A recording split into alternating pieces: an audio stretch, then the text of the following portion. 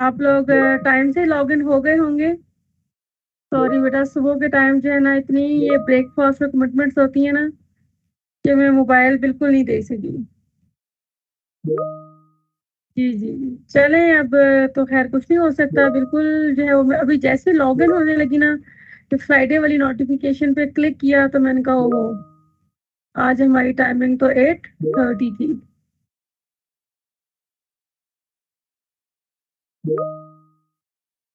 चले, it's okay. आप लोगों के बैच के साथ जो है थोड़ी सी मिस हैपनिंग्स हो रही हैं।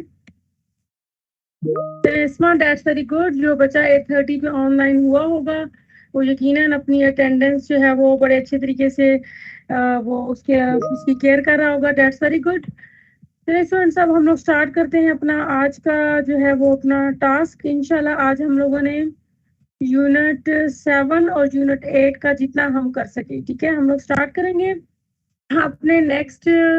उसके साथ यूनिट के साथ हम टीचिंग मेथडोलॉजीज पढ़ रहे हैं। टीचिंग मेथडोलॉजीज में भी हमारे पास जो नेक्स्ट एक स्पेसिफिक मेथड है वो है कोऑपरेटिव लर्निंग। ठीक है, आज हमारा जो थीम होगी वो किसकी होगी? कोऑपरेटिव लर्निंग की। मैं मीनवाइल ये अपलोड कर रही हूँ।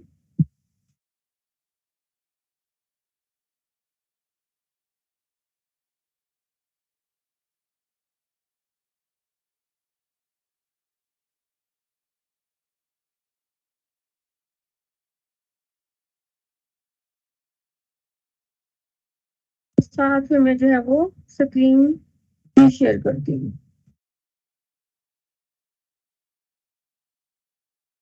स्टूडेंट्स, कोऑपरेटिव लर्निंग से आप लोगों के माइंड में कोऑपरेटिव जो वर्ड है, ठीक है, कोऑपरेशन जो एक बेसिकली वर्ड होता है, उससे आप लोगों के माइंड में क्या चीज आती है?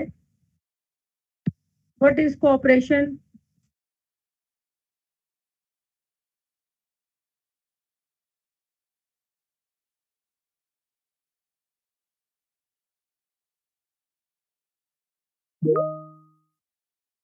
जी बेटा, आवाज अभी आ जाती है, डोंट वरी। मैं थोड़ा सा इस टास्किंग में बिजी हूँ। बिल्कुल, एक दूसरे के साथ ताउन करना, वेरी गुड। कोऑपरेट करना, बिल्कुल। यकीनन एक कोई शेयर्ड वर्क होगा, शेयरिंग होगी।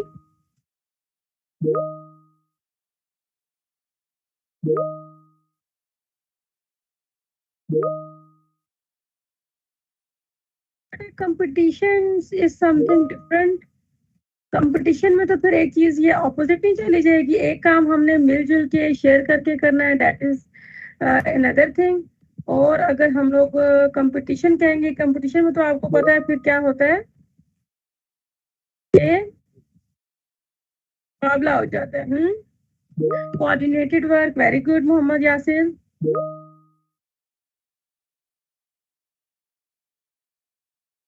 ओके स्टूडेंट्स, आज हम इंशाल्लाह ये आपको मैंने शेयर कर दी है चैट बॉक्स में। अभी हो सकती है एक्शन, हो सकता है बिल्कुल म्यूचुअल एक्शन हो सकता है, शेयर्ड वर्क हो सकता है, और कोलैबोरेशन हो सकती है। हम ये चीजें इसमें देखेंगे इंशाल्लाह। कॉपरेट और एक स्टूडेंट्स, आप लोगों को ये जो मॉडर्न आपको ये जो सेंस में बताए जा रहे हैं, आप कहें कि टीचिंग मेथडोलॉजीज, ठीक है, ये थोड़ी सी आप लोग देखें इनकी थीम चेंज है कि ये स्टूडेंट सेंटर्ड मेथड। आपको इस बार जो है, अगर आपके फ्रॉम यूनिट 4 हमने स्टार्ट किया था टीचिंग मेथडोलॉजीज को, और आज यूनिट 7 तक हम लोग जो है क्या करेंगे, टीचिंग मेथडोलॉजीज ही देखेंगे। आज हमारा लास्ट ही टॉपिक होगा।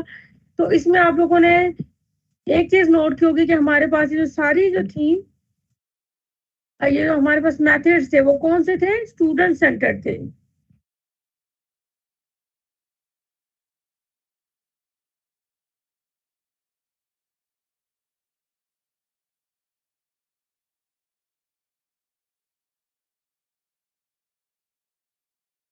जी स्टूडेंट्स, आज हम लोग जो है कोऑपरेटिव लर्निंग कर रहे हैं। हम लोग देखेंगे कोऑपरेटिव लर्निंग की नेचर क्या होती है, कोऑपरेटिव लर्निंग के प्रिंसिपल्स क्या होंगे, ठीक है।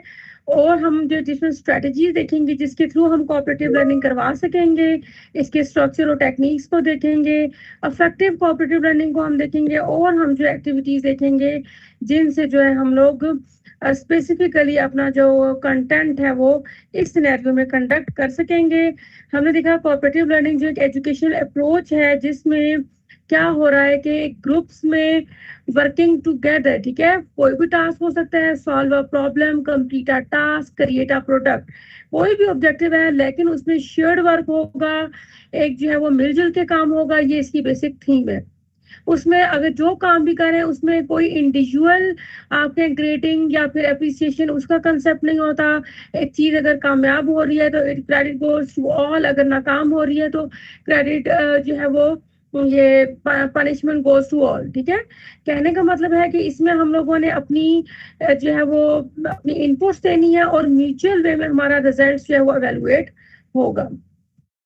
कॉर्पोरेट लर्निंग जो होती है वो किस आइडिया पे कह रही थी कि नेचुरली सोशल एक्ट में हम लोग देखते हैं कि जो ये सोशल आप कहें एस्पेक्ट है, सोशल स्किल्स है, वो क्या है कि हमारे एक ह्यूमन बीइंग के होते हुए हमें अपनी जिंदगी के हर एस्पेक्ट में एक सोशल स्किल्स को बहुत ज्यादा यूटिलाइज करना पड़ता है। तो इसी वजह से ये एक मेथड भी क्रिएट किया गया कि हम अपने स्टूडेंट्स को जो कि उसने अपनी लाइफ का ऑलमोस्ट पार्ट इसी लर्निंग के थ्रू, इसी जो है स्किल के थ्रू गुजारना है, तो वो उसको क्लासरूम में भी सिखा दी जाए। Interaction with other pupils, other students, and indirectly he is trained to groom in the society। Cooperative learning जो एक फिलोसफी है जिसमें जो है वो लोग एक खास जो है वो किसी ऑब्जेक्टिव को अचीव करने के लिए करीब आते हैं, उस पर वर्क करते हैं और अपना आउटपुट देते हैं।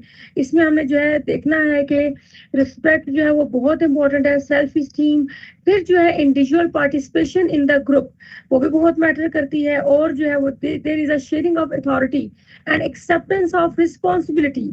कि ग्रुप का कोई भी एक्शन होगा, कोई भी आपको एक टारगेट दे दिया गया तो अब उस पूरे ग्रुप की ये एक जिम्मेदारी है कि वो इसको बहुत ही एक रिस्पॉन्सिबल वे में कंप्लीट करे।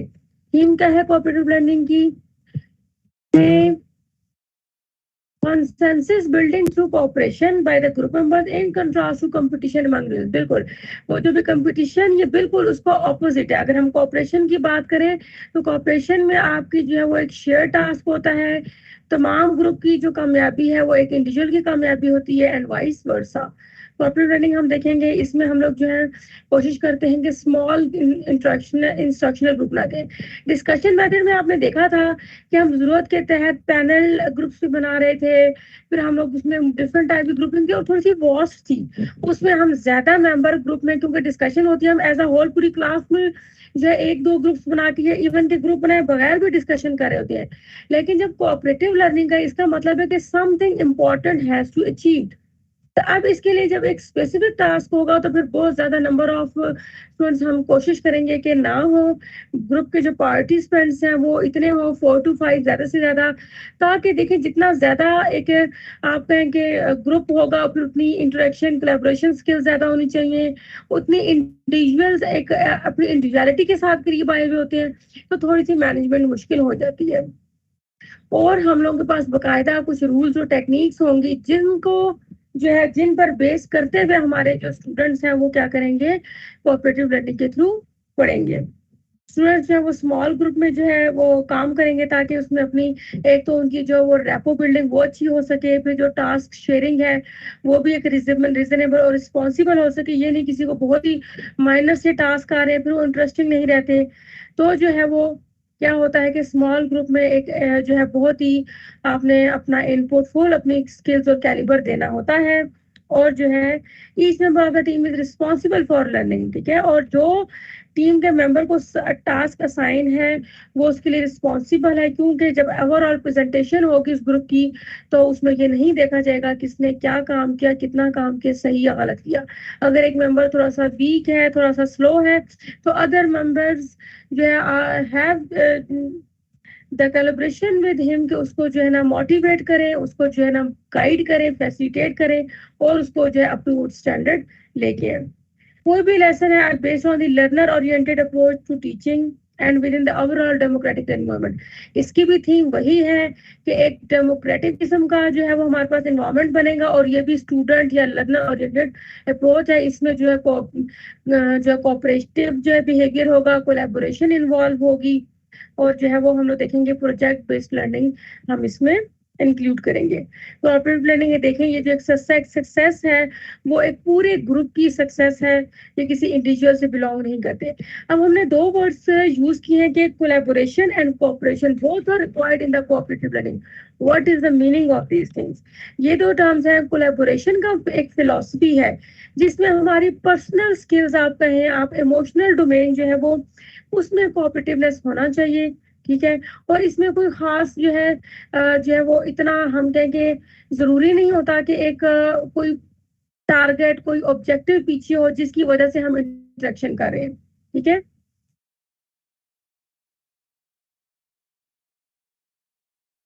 ठीक है। अब देखिए कोलैबोरेशन का मतलब है कि हो सकता है कि हम लोग ग्रुप मेंबर्स बैठे हैं और जैसे आइडिया डिस्कस करें, ठीक है, हमने नॉलेज हमने लिया, इसका ये एक्सप्लेनेशन है, ये डिस्क्रिप्शन है, कोई एंड प्रोडक्ट उनके माइंड में नहीं है। लेकिन जब कोऑपरेशन की बात आ रही है तो यकीनन उन्होंने क्या होगा, कोई प्रोडक्ट बनानी होगी, उन्होंने कोई एक्सपेरिमेंट कंडक्ट करना होगा, उन्होंने कोई रिसर्च करनी होगी। तो अब उसमें क्या एक किस्म की उनकी प्रैक्टिकल इनपुट्स आ जाएंगी। कोऑपरेशन में प्रैक्टिकल इनपुट्स आती हैं विद आप कहें कि सेंसिबल इंटरेक्शन स्किल्स। जबकि कोलैबोरेशन में क्या होता है कि सिर्फ जो है इंटरेक्शन स्किल्स होती हैं, कोई ऐसा जहाँ पर टास्क ना भी हो, तो जो है वो हम कहते हैं कि कोलैबोरेशन जो है एक ग्रुप की कोहेसिवनेस के लिए बहुत जरूरी है।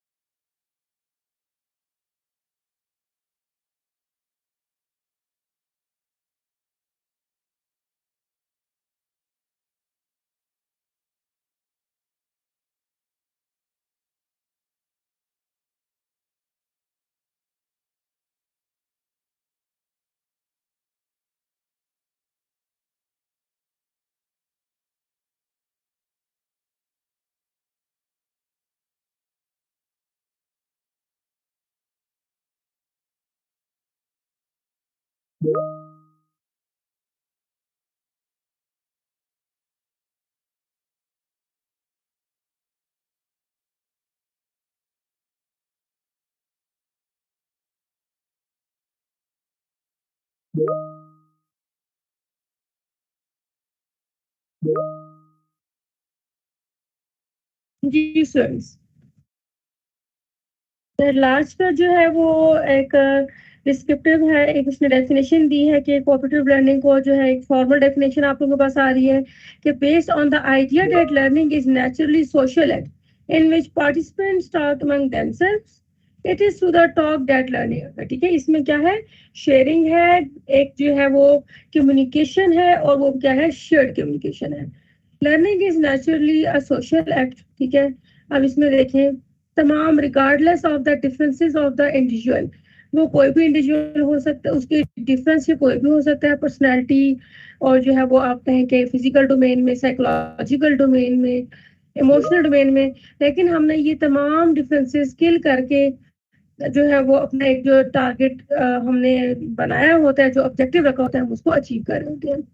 अब कोऑपरेटिव लर्निंग के कुछ प्रिंसिपल्स हैं कि ये प्रिंसिपल्स फुलफिल करना जरूरी है। अगर आप क्लास में कोऑपरेटिव लर्निंग का जो है वो आइडिया जो है वो लेते हैं अपना कंटेंट डिलीवर करने के लिए, तो फिर आपकी आपकी ये चीजें जो है ना बड़ी जरूरी फुलफिल होनी चाहिए। हेटेरोजेनियस ग्रुपिंग है, कोलैबोरेटिव स्किल्स है, ग्रुप ऑटोनॉमी है, साइमल्टेनियस इंटरेक्शन है, equal participation, individual accountability and the positive interdependence, cooperation as a value. अब हमको देखेंगे what is heterogeneous grouping. Heterogeneous grouping का मतलब है कि आपने रिगार्डलेस, अभी जो मैं बात करती कि डिफरेंसेस को नहीं देखना, उसमें कोई भी जेंडर हो सकता है, कोई भी एथनिसिटी हो सकती है, कोई social class, religion, personality, age, language, और कोई भी आप कहेंगे ट्रेड के साथ जो है वो अगर आपके क्लास में इंडिविजुअल्स हैं, स्टूडेंट्स हैं, तो आपने उनमें कोशिश करनी है कि एक मिक्स्ड किस्म का जो है ग्रुप बनाए। ये नहीं कि जो आप कहें कि और कोई खास आप कहें कि उर्दू या लैंग्वेज के बेस पे कोई जी पंजाबी स्पीकिंग है जो उनका एक बना दिया, पश्तून का एक बना दिया, नहीं। बेसिकली हमें जो कोऑपरेशन सिखाना है, हमारा मकसद कोऑपरेशन सिखाने का सिर्फ और सिर्फ ये नहीं होता कि हम ये जो अभी कंटेंट आपने चूज किया होता है इस क्लास के लिए वो डिलीवर कर, बल्कि आपका मकसद ये होता है कि आपने इस पर्सन को, इस स्टूडेंट को लाइफ लॉन्ग, हमेशा के लिए, वो जो अपनी इंशाल्लाह till the last breath of his life उसने इस सोसाइटी में रहना है, उसने लोगों के साथ इंटरेक्ट करना है। जब वो जॉब पे जाएगा तो जरूरी नहीं है उसको पंजाबी स्पीकिंग कम्युनिटी ही मिले, उसको कोई भी जो है वो किसी भी कम्युनिटी से इंटरेक्ट करना पड़ता है। कोई फीमेल है तो उसका मतलब ये नहीं है कि वो उसको हमेशा जो है वो फीमेल कम्युनिटी में ही काम करना पड़े, किसी मेल के साथ भी उसको काम करना पड़ सकता है। तो एटलीस्ट बेसिक उसको रूल्स पता हो, how to interact with other heterogeneous group. जब आप ग्रुपिंग करते हैं तो एटलीस्ट मोर और लेस फर्स्ट ना सही सेकंड फेज में कहीं ना कहीं जो है वो एक अंडरस्टैंडिंग डेवलप हो जाती है, इंसान इसके डिफरेंसेस को समझ के काम करने के जो वो काबिल हो जाता है। फिर कोलैबोरेटिव स्किल्स की बात हो रही है। कोलैबोरेटिव स्किल्स वो जो है वो स्किल्स हैं जिनकी वजह से एक बॉन्ड और एक कोहेसिवनेस पैदा होता है, एक एक साथ काम करने की जो है ना मोटिवेशन पैदा होती है। और स्टूडेंट्स में भी ये स्किल्स जो है वो उनकी कमी हो सकता है उनका पहले किसी दूसरे जेंडर के साथ इंटरेक्शन ना हो, ये भी हो सकता है कोई डिसेबल बच्चा है, लोग उसे बच्चे उससे कतराते हो, उनके लिए एक बड़ा न्यू एक्सपीरियंस हो, कोई भी डिफरेंट रिलीजन डिफरेंट हो सकता है, कोई क्रिश्चियन एंड मुस्लिम आप ग्रुप बना सकते हैं। तो आपने क्या करना है कि कोलैबोरेटिव स्किल्स पैदा करनी है। अगर उनको आपने कोऑपरेटिव लर्निंग करानी है तो उस ग्रुप में जितनी कोलैबोरेशन होगी, इतनी अच्छी कम्युनिकेशन होगी, जितनी अंडरस्टैंडिंग होगी, रैपो बिल्डिंग होगी, उतने हम कहेंगे कि तो लर्निंग जो है वो कोऑपरेटिव हो रही है। फिर ग्रुप ऑटोनॉमी की बात हो रही है। ऑटोनॉमी आप लोगों को पहले भी पता है, आप टीचर जरूर as a facilitator, as a guider काम करें, लेकिन जो है एक बेहतर ये होता है कि स्टूडेंट्स 2 से 3 ऑप्शन उनके पास होनी चाहिए, ताकि जो है वो क्या कर सके, उनको ग्रुप को थोड़ी सी एक फ्रीडम हो कि हमने इसमें से चॉइस करके अपनी इंटरेस्ट के मुताबिक चॉइस करके अब हम इस पे काम कर रहे हैं। इससे क्या होता है कि एक तो इंटरेस्ट लेवल और मोटिवेशन और दूसरी उनकी जो एंगेजमेंट होती है वो बड़ी अच्छी रहती है। फिर है जी साइमल्टेनियस इंटरेक्शन। क्या है कि एक ग्रुप एक्टिविटीज आप जो भी क्लास में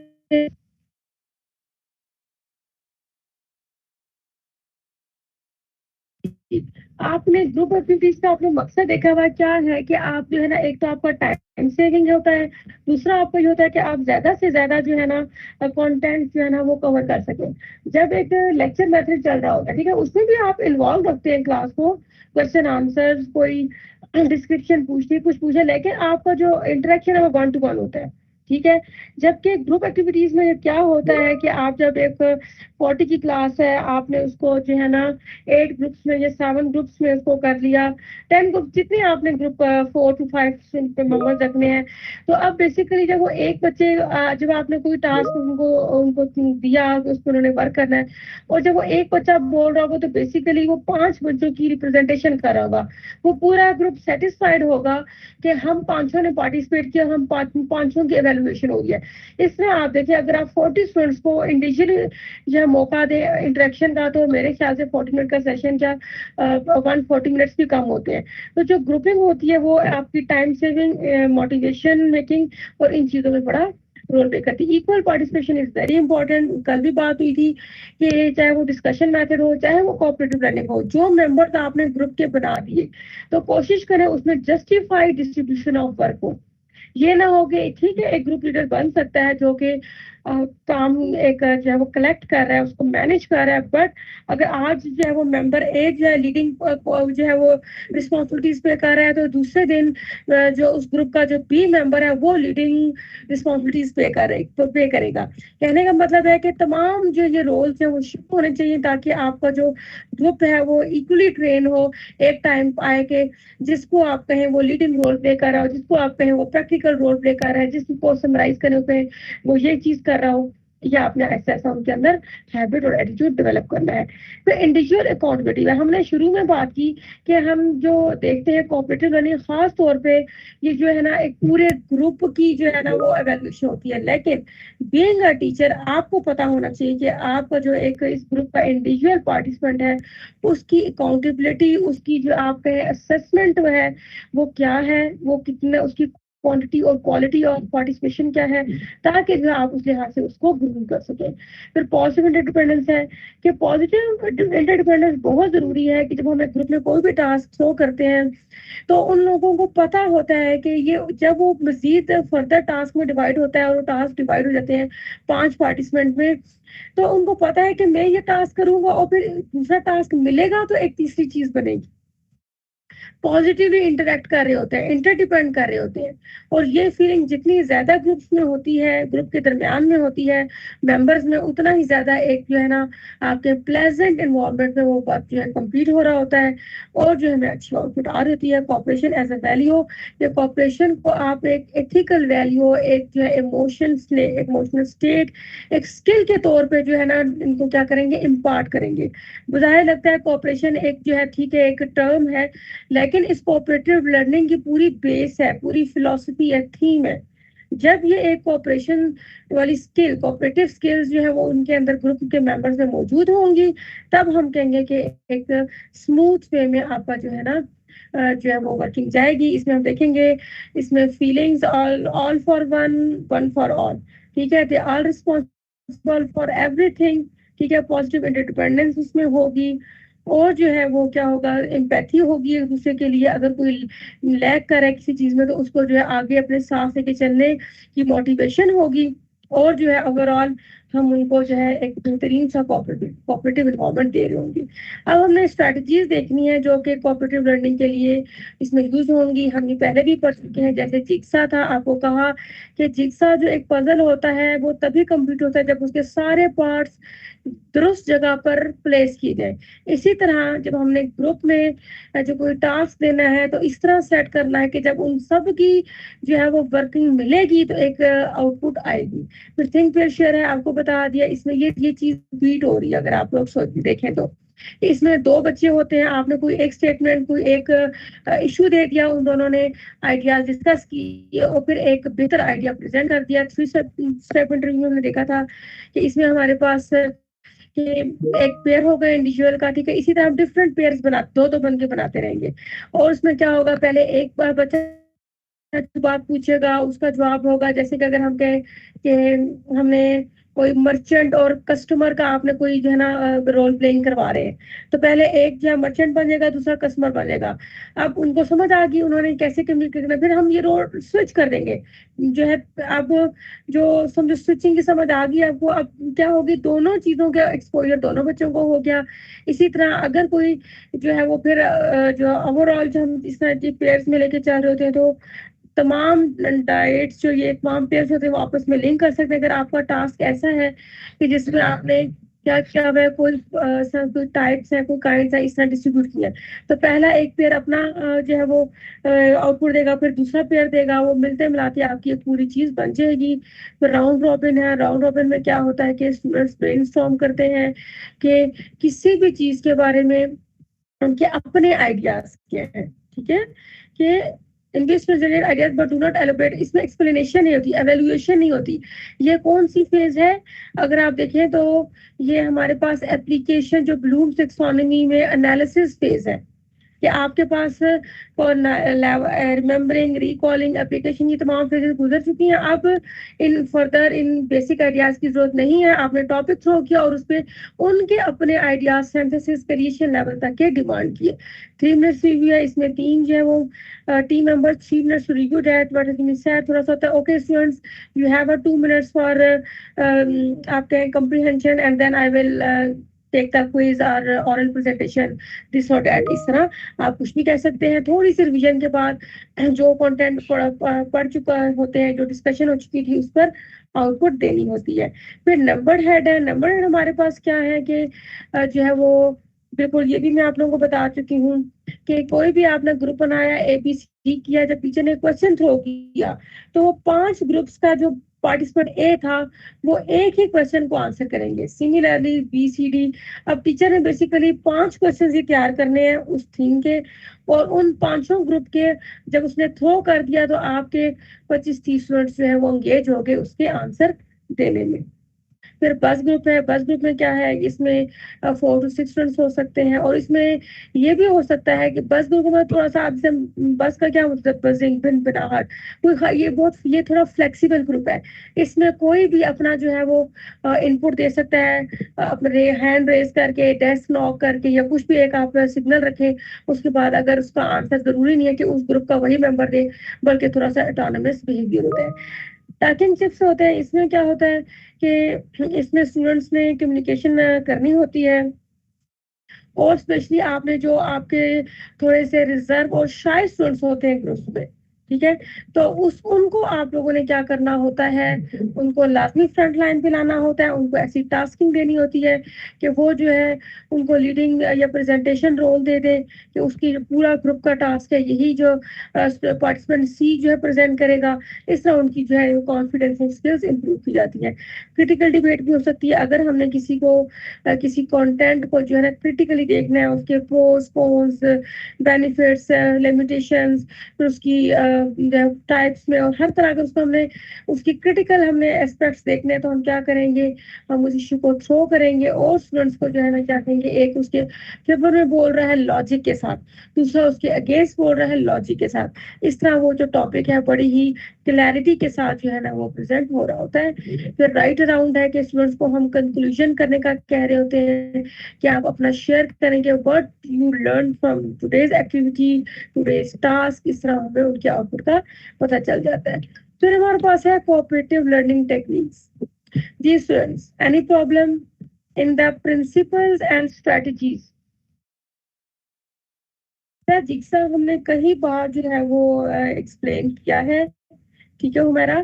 ये जिक्सा एक पजल होता है जिसमें मुख्तलिफ पार्ट्स मिलके वो पिक्चर या वो जो है राइटिंग, जो आर्ट होगा, जो भी चीज होगी वो मिलके कंप्लीट होगी, ठीक है।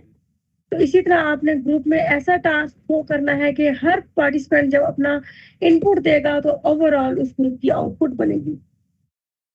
बिल्कुल बेहतरीन जो है वो उन्होंने मुकद्दस ने जवाब दिया है, दैट्स वेरी गुड। जी स्टूडेंट्स, एनीथिंग कॉपी रनिंग किस हद तक असर होती है? देखिए स्टूडेंट, कंटेंट मैंने आप लोगों से एक बात करनी थी, मैंने कल आप लोगों के लेसन प्लान पढ़े, मुझे बहुत अच्छा लगा, आप लोगों ने मुझे ओबे किया, मुझे रिस्पॉन्स किया। लेकिन जो है मैंने एक चीज नोट की स्टूडेंट्स के, मोस्ट ऑफ द स्टूडेंट्स जो है वो एक लेक्चर मेथड और बीच में थोड़ी सी क्वेश्चन आंसर, या जिस तरह आप बेसिकली वो लेक्चर मेथड ही होता है, और उसको प्रेफर किया। जबकि आप अगर ये देखें कि हम लोग जो आपको पढ़ा रहे हैं वो टोटल क्या है, लर्नर ओरिएंटेड अप्रोचेस पढ़ा रहे हैं, ठीक है। तो अगर आपने करना वही हमारी तरह या पिछले टीचर्स की तरह है, फिर हम आपको ये क्यों पढ़ा रहे हैं बेटा? हम आपको इसलिए पढ़ा रहे हैं कि अपने जहन पे थोड़ा सा ज्यादा जोर देके, थोड़ा सा टाइम और अपनी इन आप एनर्जी ज्यादा यूज करके इन मेथड्स, इन 5 4 5 मेथड्स को यूज करें जो आपको बताए जा रहे हैं, ठीक है। एक दो स्टूडेंट्स ने जो है वो किया था, जिनमें शिफा थी, उन्होंने ग्रुपिंग की बकायदा, उसमें इस टास्क डिस्ट्रीब्यूट किया।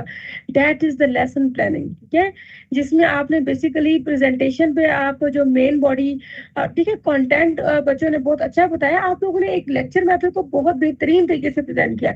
आई अप्रिशिएट इट, कि अगर आप लोग चाहते हैं कि अगर आप लेक्चर मेथड के थ्रू अपनी क्लास लेके चलेंगे तो you all are very expert in this, but try to adapt yourself with these modern student oriented approaches. I will request you कि आप लोग जो है, चलें ये तो एक स्ट्रक्चर डॉक्यूमेंट या आप एक असाइनमेंट थी, लेकिन जो है आप लोगों को यही हम कहेंगे कि अगर आप लोग टीचिंग इसमें प्रोफेशन में जाते हैं तो कोशिश करें इन, जबकि आप इनके एडवांटेजेस भी पढ़ रहे हैं।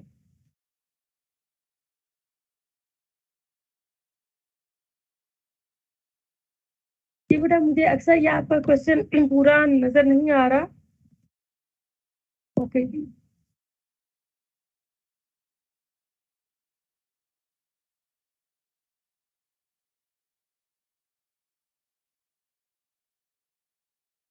देखिए ये लर्निंग मेथड जो आपको बताए जा रहे हैं, देखिए असरअंदाज होना फिर वही है, आपका कंटेंट क्या है, आपने इन्वायरमेंट कैसे जो है करिए। आप जी मुंह पे 12 बजा के हाथ में डंडा लेके खड़े हुए और कोऑपरेटिव लर्निंग करा रहे हैं, डिस्कशन करा रहे हैं, भाई उस टाइम तो फिर बच्चों ने मुंह से जो है वो सांस की मुश्किल से निकालनी है। ठीक है, तो पहले सबसे पहले आप अपने आप को रेडी करेंगे, एक अपना एटीट्यूड बिहेवियर उस मेथड के अकॉर्डिंग करेंगे। ठीक है, उसके बाद आप जो है स्टूडेंट्स को इंटरेक्ट, और अब आप देखें जो आपने ये वाले मैथड है उसमें आपने स्टूडेंट्स को मेन रोल प्लेइंग के लिए कहना है, तो उसमें फिर आपकी तरफ से एक फ्रीडम जब तक दी जाएगी, और पूरा सिर्फ कंटेंट आप बहुत अच्छा आपने प्रिपेयर किया हुआ है, आपने एक्टिविटीज भी डाली है, रिसोर्सेज भी लिए हुए, but your attitude is not friendly, not lenient, तो वो फिर आप कहेंगे कि एक रिजर्वेंस रहेगी और चीज दूसरा नहीं आएगी। अगर आप इन तमाम एलिमेंट्स को जो किसी भी मेथड के आपको डिटेल में पढ़ाए गए हैं, अगर आप पूरा करके पढ़ाते हैं, तो आप लोग देखेंगे इट इज एब्वियस कि आपको बहुत अच्छे रिजल्ट्स मिलेंगे, आपका टाइम सेव होगा, आपके बच्चे जो हैं वो जब खुद एक्सपोज हो के उस चीज के साथ, उस कंटेंट के साथ एक्सपोजर लेके सीखेंगे, तो वो चीज आप अगर सेशन के एंड पे भी उनको एवेलुएट करेंगे तो उनको याद होगा what they did that time.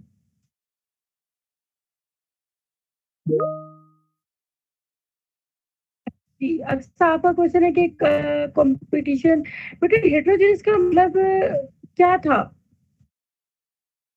Heterogeneous group को मैंने आपको बताया था जिसमें आप ग्रुप मेंबर्स बनाते हैं। ठीक है, जी आप 5 दोस्तें हैं, ठीक है, आपको मैंने एक ग्रुप बना दिया, उसमें तो कोलैबोरेशन होनी ही होनी है, आपकी पहले से दोस्ती थी, आप एक एरिया में रह रही हैं, पिछली क्लास भी सेम में पढ़ा था। अब मैंने ग्रुप इस तरह का बनाना है, ठीक है, एक में अक्सा होंगी, तो एक में जो है वो दूसरे स्कूल से आएगी जो है वो हिना होंगी, फिर हो सकता है किसी जो है वो फिजिकल या मेंटल थोड़े से जो है बिहेवियरल इश्यूज के साथ कोई सादिया भी होंगी, और इस तरह के जब हम ग्रुपिंग लेके चलेंगे, ये उनमें से कोई एक पठान अलिशबा भी होंगी।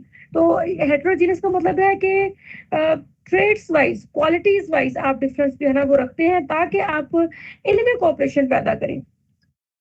ठीक है, और एक तो हेटेरोजीनियस का ये भी मतलब है, दूसरा क्या है, हमने पढ़ा था स्किल में, एक बच्चा है बहुत ऑरल प्रेजेंटर बहुत अच्छा है, एक बच्चे की ड्राइंग बहुत अच्छी है, एक बच्चा जो है वो उसकी राइटिंग स्किल्स कमाल की है। ठीक है, एक ये भी हेटेरोजीनियसिटी इसमें होनी चाहिए, और दूसरी जो आप कहें एक ओवरऑल पर्सनैलिटी और फिजिकल जो है वो हेटेरोजीनियस लुक्स भी होने चाहिए, ताकि जो है वो आप जो है उनसे काम लें, वो बड़ा ही एक किस्म का जब डिफरेंट स्किल्स डिफरेंट माइंड्स मिलेंगे, ठीक है, तो एक ज्यादा अच्छी चीज है वजूद में आएगी, और एक आउटपुट बेहतरीन होगा। जी फ्रेंड, फिर हम आगे चलें। जी, आई थिंक क्वेश्चन हमारे हो चुके हैं, अब हम लोग जो है वो आगे चलते हैं। अब हमने लर्निंग टेक्निक्स, अब देखिए हम लोग प्रिंसिपल स्ट्रेटजी से होते होते टेक्निक्स पे आ गए हैं कि there are many popular learning techniques जो कि हम इस सिचुएशन में क्या कर सकते हैं, थ्रो कर सकते हैं। राउंड टेबल की बात आ रही है, round table structure can be use to brainstorm ideas. ठीक है, आपको बता दिया कि हम लोगों ने किसी एक खास स्टेटमेंट को, एक खास इश्यू या क्वेश्चन के बारे में पर्सनल व्यूज जो है वो लेने पड़ रहे होते हैं।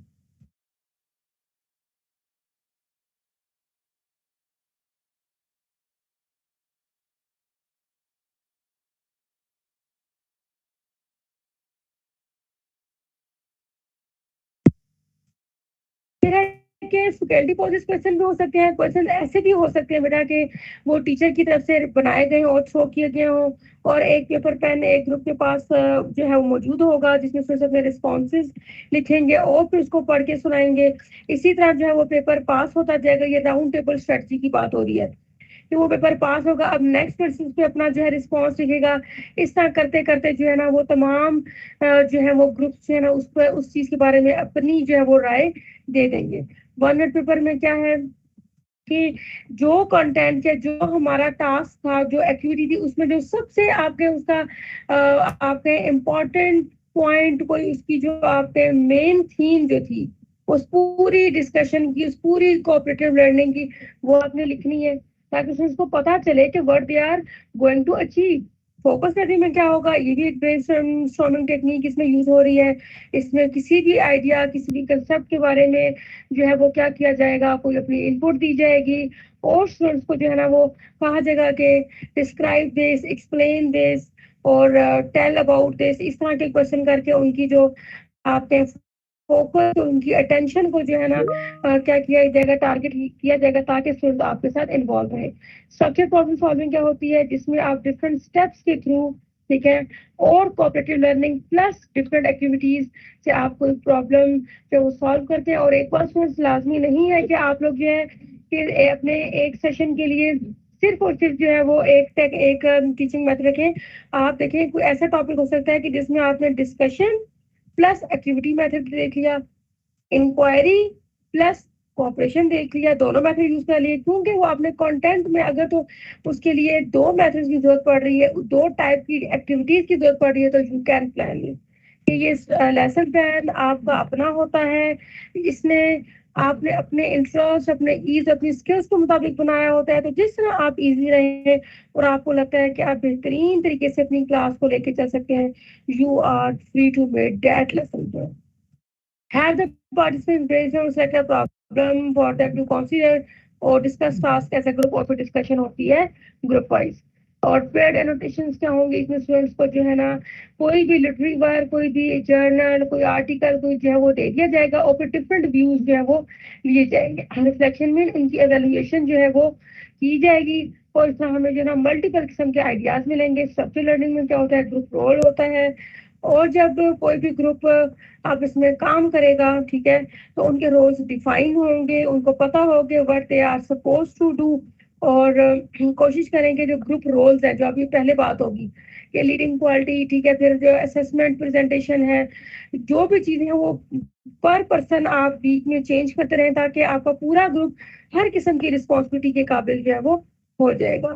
फिर हमने कोई प्रॉब्लम जो है वो थ्रो करना है, तो कोई ऐसा मटेरियल है, कोई कंटेंट है जिसको रिव्यू करना है, डिस्कस करना है, ठीक है, और उससे रिलेटेड जो है वो कोई भी हमने कोई प्रॉब्लम है उसके सोल्यूशन पे बात करनी है, तब हम इसको यूज कर सकते हैं। फिर वैल्यू लाइन है।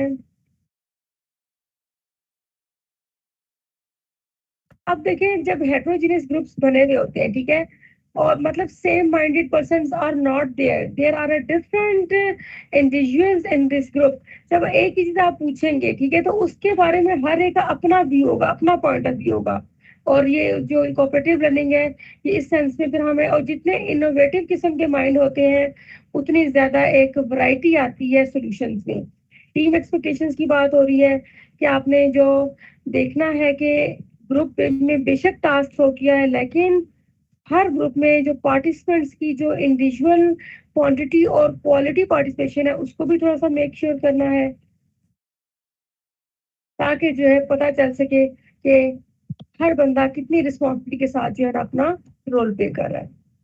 अब है इंटरेक्टिवनेस इन द कोऑपरेटिव लर्निंग।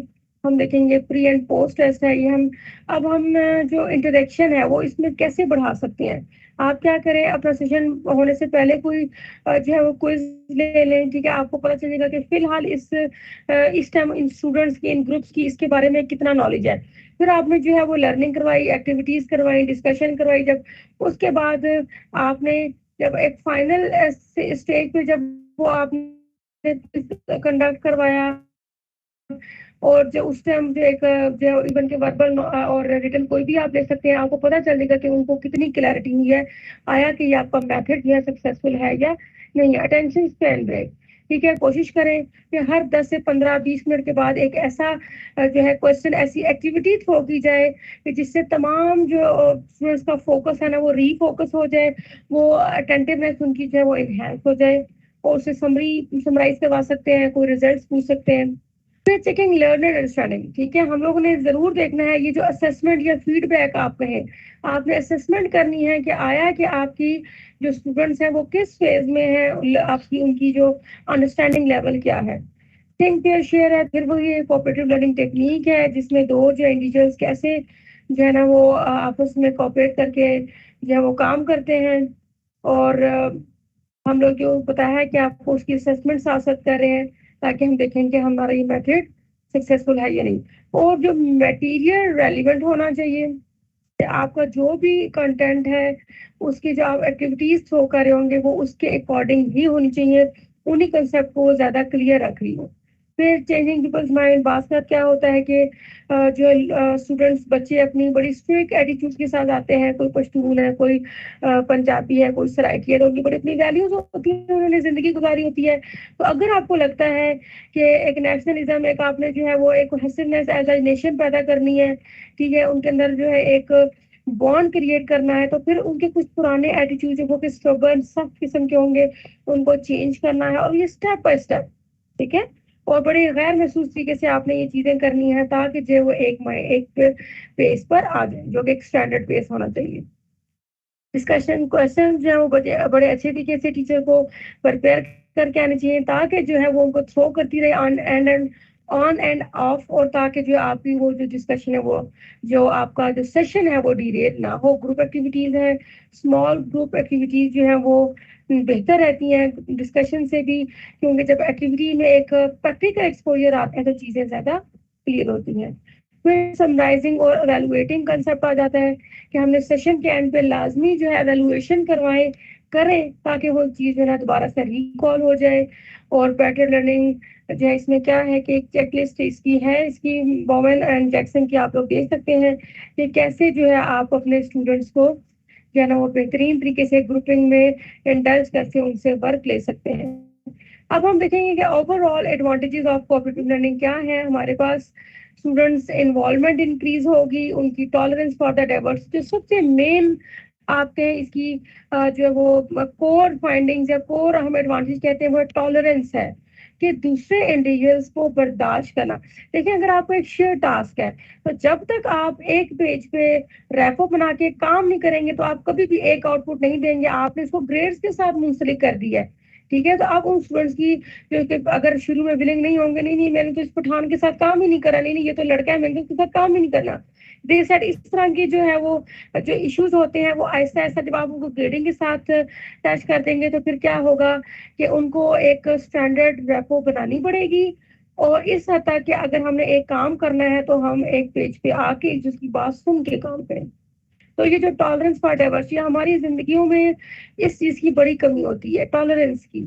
बास का जो है ये पर्सनल ट्रेट होता है, लेकिन बास का तो हम किसी जॉब प्लेस पे, किसी सोशल प्लेस पे हम सेट नहीं हो पाते, क्योंकि हमें अपने माइंड के जो है लोग नहीं मिल रहे होते। तो ये जरूरी नहीं है बेटा कि हर जगह आपके माइंड के जो है ना फोटो कॉपी बैठी होगी कि आप लोग उसके साथ जो है बड़े अच्छे तरीके से वो टास्क वो वक्त गुजार लेंगे। तो इंसानियत या ह्यूमैनिटी यही है कि आपको जो भी चीज अवेलेबिलिटी है जिस चीज की भी है, you should cooperate and adjust in situation जो कि आपको फेस कर रही है। फिर इसमें हम जो है वो टेलीवाइज और इंटरेक्टिव वीडियो क्लासेस जो है इस टाइप की एक्टिविटीज को इंटरेक्ट कर सकते हैं। क्रिटिकल थिंकिंग स्किल्स इम्प्रूव होती हैं, और डिफरेंट एजुकेशनल गोल्स जो है वो हम लोग को हासिल होते हैं।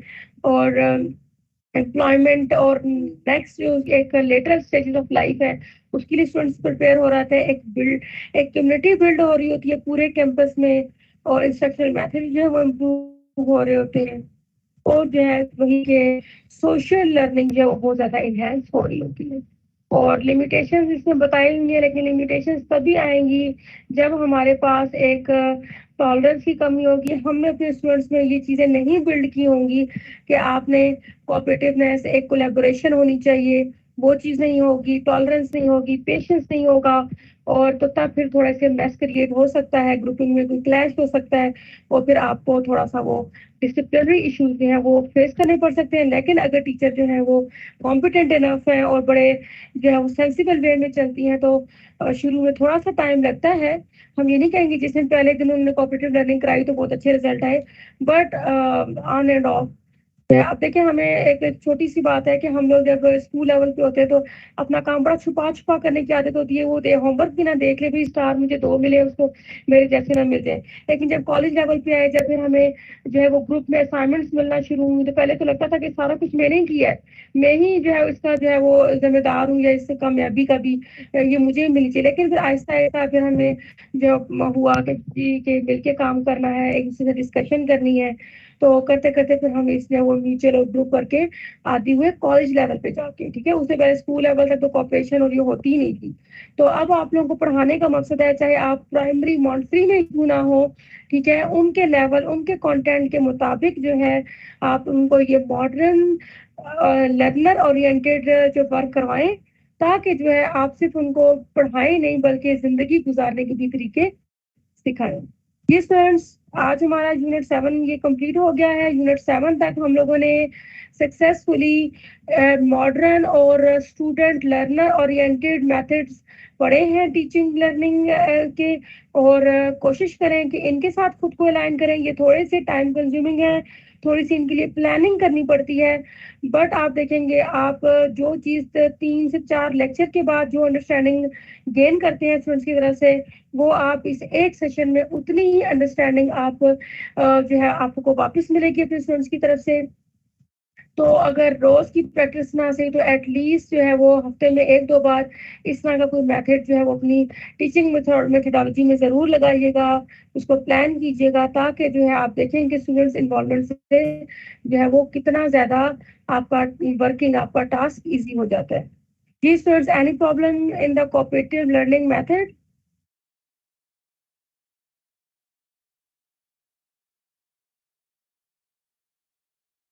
जी स्टूडेंट्स, क्या आप लोग मुझे सुन पा रहे हैं? बिल्कुल ही खामोशी हुई हुई है।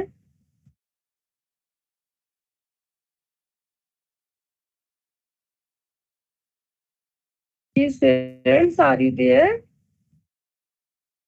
Why there is so much silence?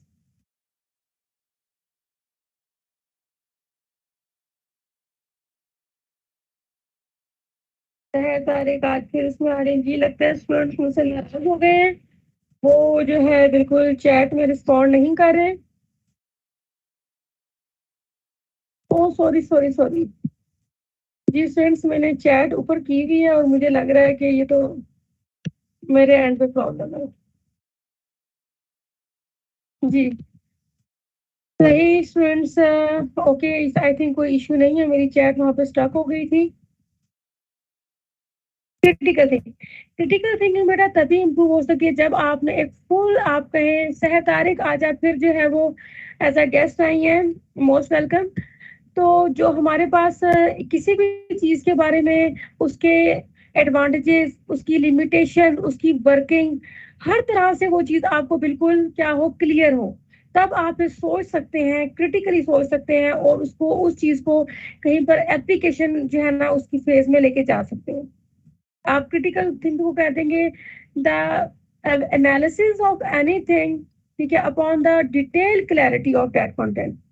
जब फुल क्लैरिटी के साथ आप किसी कंटेंट पे कोई एनालिसिस करते हैं, अपना पॉइंट ऑफ व्यू देते हैं, तो that is called the critical thinking.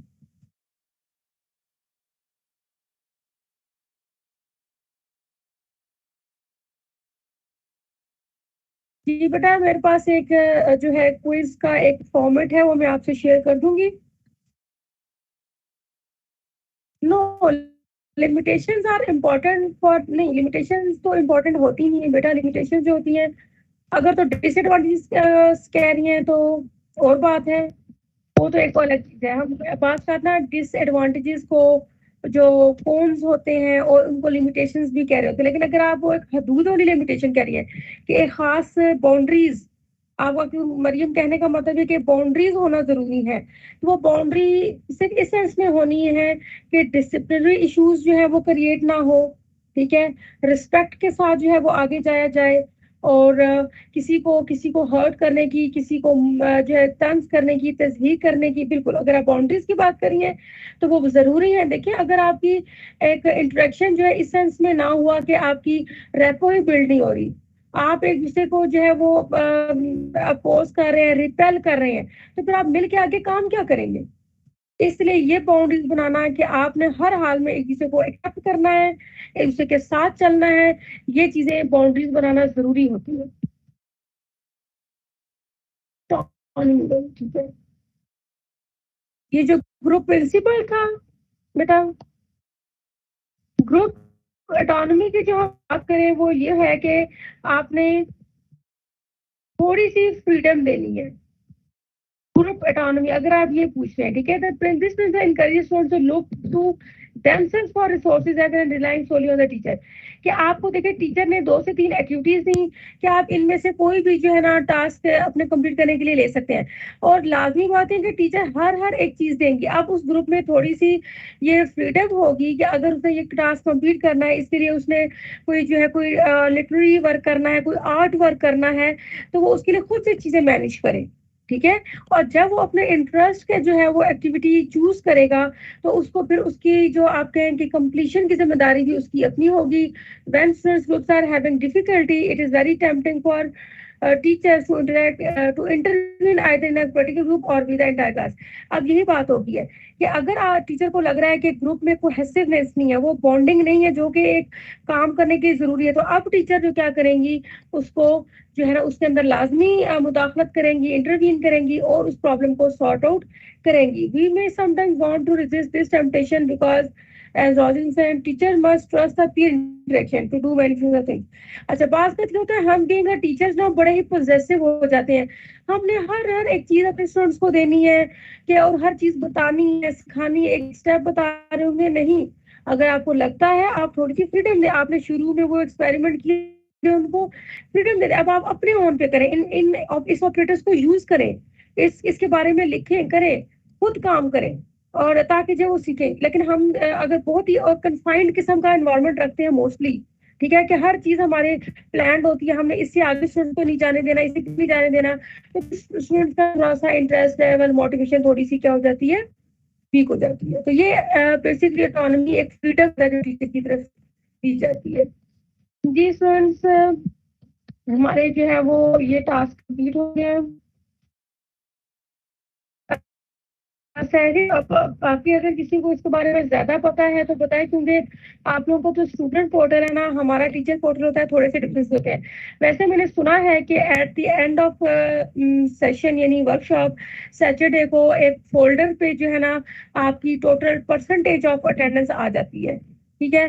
अब ये फोल्डर कैसा होता है, कहाँ पर होता है, तो ये आपने क्या करना है, कोशिश करनी है कि अगर किसी ने प्रीवियस किसी क्लास में जो है वो है, तो वो उनको बिल्कुल पिक्चर बना के दिखा दें, या जो है गाइड कर दें प्रॉपर, या कोई आपको स्टूडेंट ही कर सकेगा, दिखा सकेगा, क्योंकि हमें तो इस चीज की जरूरत नहीं होती, और हमारे पोर्टल पे ये चीज होती भी नहीं है।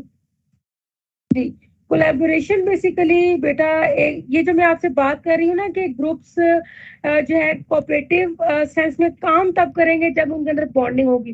तो मैं जिस बॉन्डिंग की, जिस कोहेसिवनेस की बात कर रही हूँ कि वो पहले वो स्किल्स, वो बिहेवियर होंगे तो आप मिलके काम करेंगे, तो ये जो वो बिहेवियर है वो बेसिकली कोलैबोरेशन कहलाती है, ठीक है।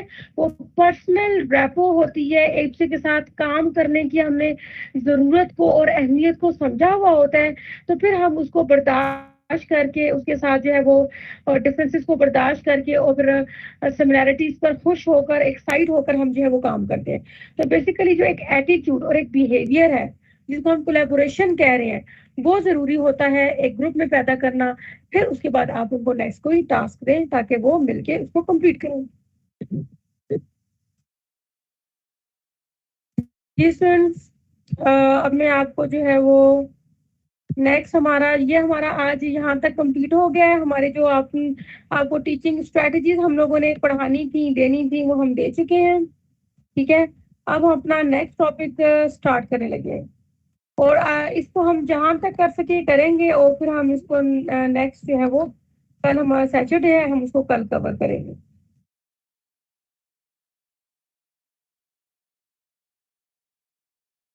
जी, मैं आपको इस साथ साथ जी जी बेटा, ये क्या आंसर आपने क्वेश्चन किया है जो कि मैं ले नहीं पाई, प्लीज रिपीट। जी Muqaddas, can you repeat your question for मी?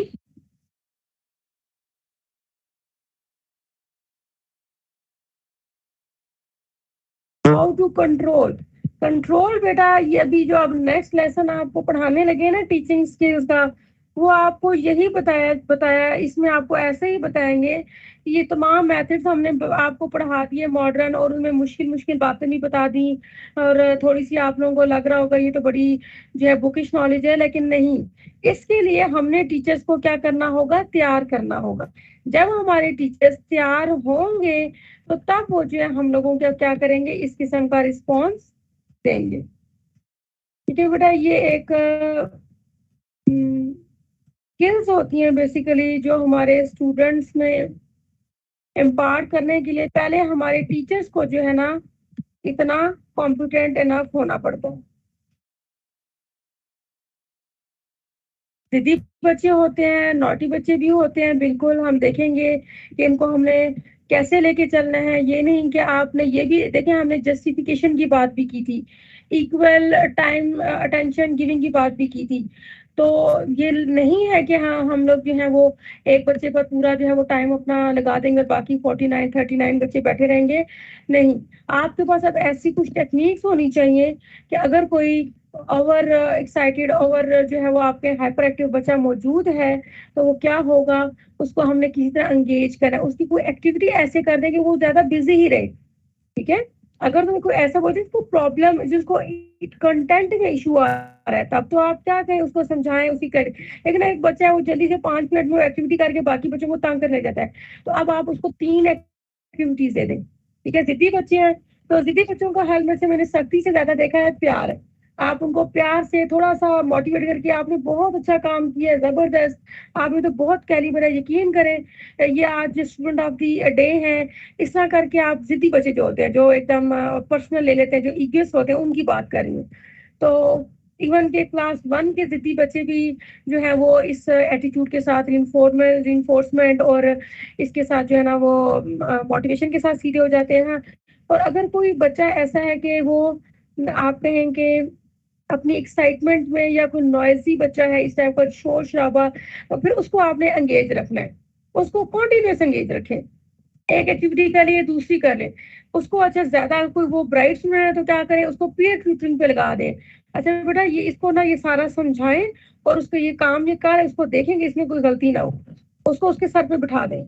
इसको हम पीयर पीयर ट्यूटरिंग जो कह रहे हैं वो करवाएं। आपका काम भी आसान हो गया, एक थोड़ा सा बिलो एवरेज बच्चा भी संभल गया और एक हाइपर एक्टिव बच्चे को भी काम मिल गया।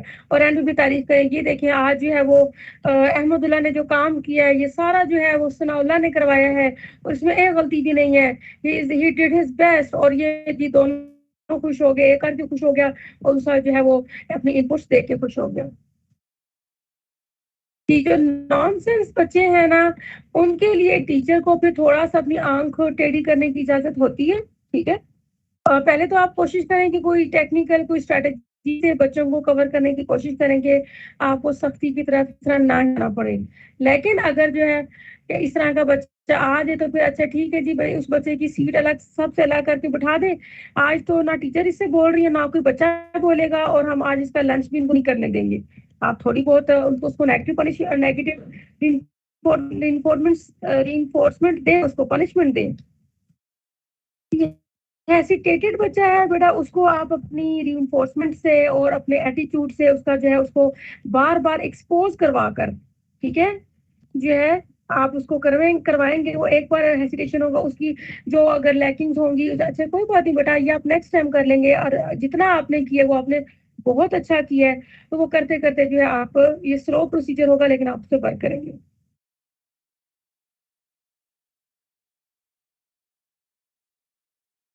देखिए, पेरेंट्स कुछ नहीं कर सकते। अब मैं खुद एक पेरेंट हूँ ना, मुझे पता है कि मैं कभी नहीं चाहती कि मेरा बच्चा जिद करे, मेरा बच्चा शरारतें करे और वो टीचर की जो है वो डांट सुने या दूसरे बच्चों को उनका कोई लॉस करे। मैं ना उसको मैं कभी सिखाऊंगी और ना मैं करूंगी। अब मैं चूंकि इस फेज में हूँ तो मुझे पता है कि पेरेंट्स को हाँ ये कहा जा सकता है कि आप एटलीस्ट एक होमवर्क नहीं कर रहा बच्चा तो आप इसको चेक करवाएं, और अगर आप खुद नहीं चेक कर सकते, आप इलिटरेट मतलब उसमें उनका कोई या तो वर्किंग है या फिर इलिटरेट है मदर, तो आप इसको ट्यूशन लिखवा दें, इसकी किसी बड़े बहन भाई से कह दें, उसमें तो आप बुला सकते हैं। लेकिन ये आपका बच्चा जिद्दी को होता है, तो वो जितना आप हेल्पलेस हैं उससे ज्यादा उसके पेरेंट्स हेल्पलेस हैं। आपकी तो फिर वो मान जाता होगा, पेरेंट्स की तो वो उनके गोद में और उनके सर पे चढ़ के जिद करता होगा। मेरा नहीं ख्याल कि जो है वो उसकी पर्सनल या साइकोलॉजिकल ट्रेड्स के लिए पेरेंट्स को बनाना चाहिए। हाँ, जो एक होम असाइनमेंट है, होम टास्क है, कोई जो है मनी टेकिंग है, कोई इस टाइप की कोई मटेरियल मैनेज करना है और पेरेंट्स कंसर्न नहीं दिखा रहे, तो फिर आप जरूर बुलाएं कि देखिए आपका बच्चा है, इसने पार्टिसिपेशन करना है, आप इसको पूरा इन्वॉल्वमेंट दें। जी बुशरा, क्विज आपका सैटरडे को होगा जी। आज फ्राइडे है, आज इंशाल्लाह आप लोगों के पोर्टल पर आप लोगों का एक ना ग्रुप का एक क्विज का जो एक फोल्डर है वो अपलोड हो जाएगा। वो अभी ओपन नहीं होगा, वो होगा संडे को। आफ्टर 8 o'clock होता है और टिल इवनिंग 8 o'clock तक रहता है। आपके पास सिर्फ 20 मिनट्स होंगे कि आपने उसको क्या करना होगा, स्टार्ट करना होगा। तो सर मेरे पास एक क्विज का फॉर्मेट है, मैं आपको देती हूँ ताकि आप लोग उसको देख लें। तो लगता है आज आप लोगों ने मुझे आगे पढ़ाने नहीं देना। एक तो पहले मैं जो है वो 30 मिनट्स जो है वो लेट हो गई।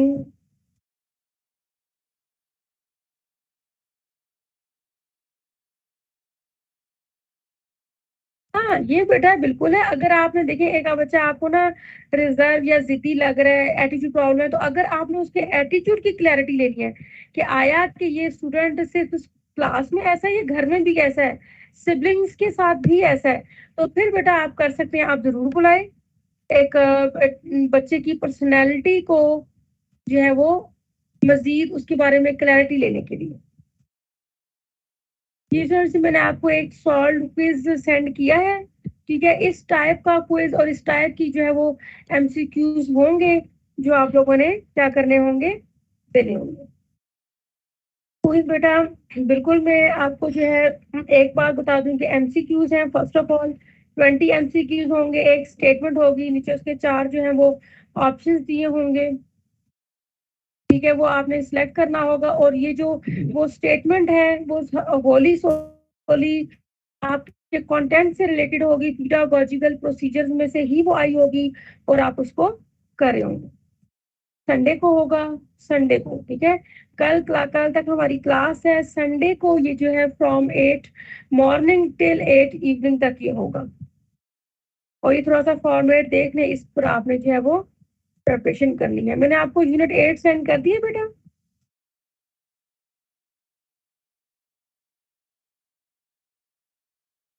अच्छा जी सर, थोड़ा सा पढ़ लेते हैं, कोई 5-10 स्लाइड अगर हम पढ़ सकते हैं तो, क्या कहते हैं आप लोग? वरना कल पूरे को पूरे 2 यूनिट्स पढ़ने पड़ेंगे और फिर वो नॉन स्टॉप पढ़ना पड़ेगा। आज थोड़ा सा देख लेते हैं, वरना मेरी स्ट्रेटजी होती है बेटा वो ये होती है कि लास्ट पेपर में सिर्फ एक यूनिट रखती हूँ, यूनिट 9 टीचिंग टूल्स वाला, और उसको फिर पढ़ा के फिर हम लोग जो है ढेर सारी डिस्कशन करते हैं और रिलेटेड जो है वो हम लोग पॉइंट्स डिस्कस करते हैं। बेटा ये तो आपका एक मॉडल क्विज है ना, ठीक है। आपके सिर्फ 20 क्वेश्चंस आएंगे जी, 20 होंगे। और ये भी नहीं कि इसमें ये क्विज आएगा, it is not I mean कि आप लोग इसको खाली तैयार करें। जिस तरह आप देखें टॉपिक्स में से किस तरह के क्वेश्चन निकाल के पूछे गए हैं, आपको बताने का मकसद ये है।